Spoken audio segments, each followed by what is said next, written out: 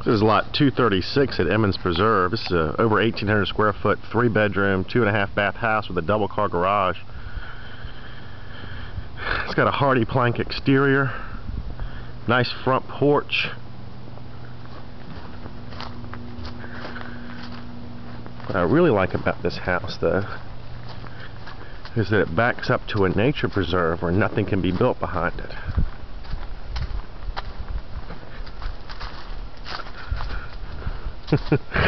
Look at this back porch, ceiling fans.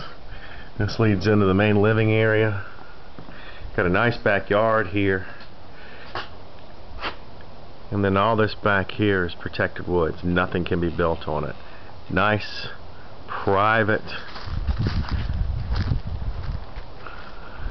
There's the back of the house here, this gigantic porch.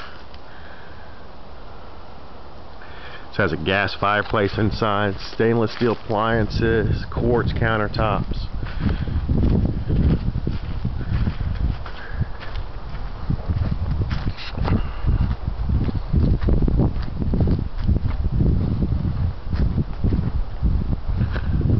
This is kind of my New Year's special. It's January 2nd, 2012. We're here in Myrtle Beach.